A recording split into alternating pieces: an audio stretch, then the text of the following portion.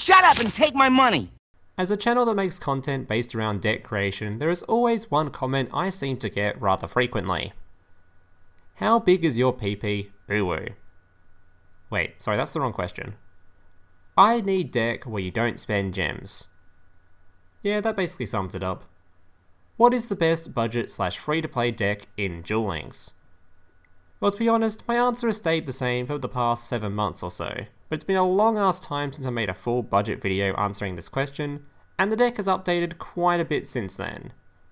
So the answer to this question is simply Lunalight. This deck is extremely budget friendly, as the entire core of it comes from one box, and it really only requires you to go through that box once. Although this deck list on screen will be showing 3 Marten instead of 2, same with Sabre Dancer, which would require you to go through the box a second time, but the deck can definitely be played at only 2 of each. Now my version of the deck did get a recent addition to it from one of the latest mini boxes in Veil, but that card is again only a rare rarity card, and it's from a mini box, so it won't take much to obtain this guy. But feel free to replace it with a few Karibos if you don't want to dig for it, and it's still going to act roughly the same. And the only other cards in here that are not from the same box are Temperance, which is a card you can get from tickets, and the Xyz monsters, which, by the way, I'll talk about later, but you can basically swap them out for whatever you like. This is just the ones that I prefer to use. Now I know this archetype isn't exactly new anymore, but I know a lot of people who click this video will be new to the game, so I'll still go through this deck anyway. This deck has 2 main strategies, both of which are pretty straightforward and are extremely ooga booga. The first strategy is to summon Lunalight Sabre Dancer. This guy is a 3000 attack monster that requires 3 Lunalights to fusion summon. It gains 200 attack for each Beast Warrior type monster that is banished or in the grave. Lunalights are all Beast Warriors, by the way. And the most important part about this card is it cannot be targeted by your opponent's card effects. It also comes with a little bonus of if it's ever in the graveyard, except the turn it was sent there, you can banish it to target 1 fusion monster you control and grant it 3000 attack. Now keep this effect in mind, as it will become a little bit more important later on when we talk about the fusion spell. Generally you will try to summon this guy whenever your opponent just has an absurd amount of back row that you cannot remove, as there isn't really a whole lot of back row in the game that can remove this card, since the vast majority of it is target effects, outside of maybe Floodgate Trap Hole. The other reason to summon this card is when you're facing a deck like a Dark Magician, where they don't really have a whole lot of monsters that can beat over Sabre Dancer, and their only source of removal is target effects like Circle, so it's really hard for that deck to out it. The other strategy of this deck is to summon Cat Dancer and just straight up OTK your opponent. This card requires 2 Lunalights to fusion summon, and it cannot be destroyed by battle. Once per turn you contribute 1 Lunalight monster, and for the rest of the turn this card can attack each of your opponent's monsters twice, and the first time each of your opponent's monsters will be destroyed by battle, they are not destroyed. Also, if this card declares an attack, your opponent takes 100 extra damage. Now this card may seem pretty weak at first due to its low attack stat, but that's where Crimson Fox comes in. If this card is sent to the grave by card effect, you can target 1 face-up monster your opponent controls and change its attack to 0 until the end of the turn. So by simply fusion summoning Cat Dancer using Fox, you can reduce an opponent's monster to 0, then use Cat Dancer's effect to swing into it twice for an easy 5k damage. The other benefit to Fox is that when it's in the grave, when a card effect is activated that targets a Lunalight, you can banish this card to negate the effect, and both players gain 1000 life points. Which, by the way, is still an OTK range of Cat Dancer, assuming they only go to 5000. This is your main strategy for the deck, and you'll be trying to do this most games unless the situations I mentioned for Sabre Dancer pop up. The deck has 3 remaining Lunalight cards I haven't mentioned yet. Marten, if sent to the grave by card effect, can add 1 Lunalight spell or trap from deck to hand, in this case your fusion spell. When in hand or grave, you may target 1 Lunalight card you control and return it to hand to special summon this card, but banish it when it leaves the field. This card combos extremely well with Emerald. If this card is summoned, you can send 1 Lunalight card from your hand to the grave to draw 1 card, so you can use this card to send Marten to draw a card as well as search for your fusion spell, then use Marten's effect in the grave to special summon itself and return Emerald back to hand, and you won't have lost any resources for if you want to fusion summon. If this card is sent to the grave by card effect, you may special summon 1 Lunalight card from grave or banish pile, but its effects are negated. Generally this is used to summon a monster for tribute with Cat Dancer. Lunalight Fusion can be used once per turn, and it's just like a normal polymerization for Lunalights, unless your opponent controls any extra deck monster.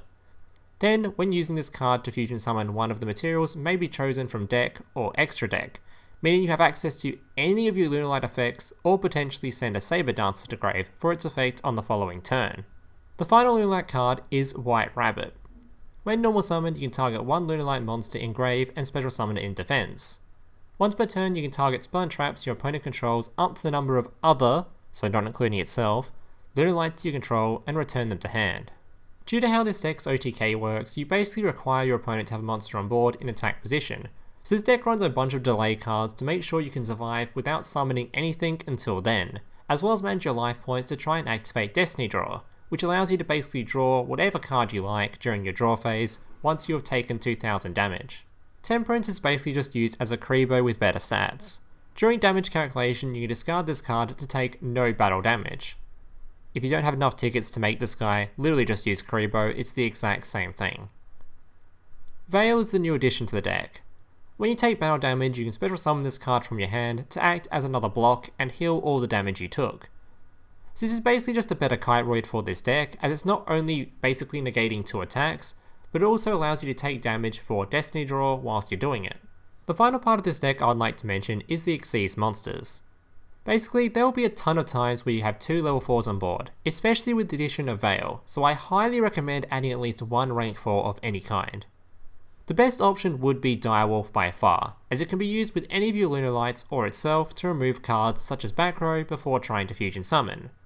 But this is an SR and it's in a random box, so I can understand as a budget player you can't get this, although I do highly recommend getting 1 copy. But the deck will definitely work without it, just be sure to add at least 1 rank 4 of any kind, even just as a beat stick. Alright guys, that's it for the toying part of the video. The rest of the video will be gameplay showcasing the list in action. If you like the video, please consider leaving a like, as well as subscribing to the channel for more content from me.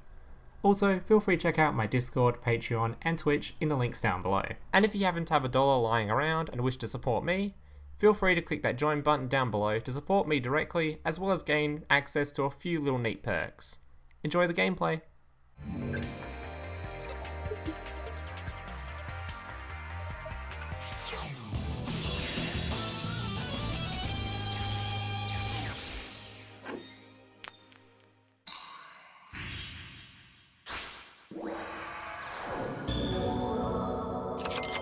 Duel.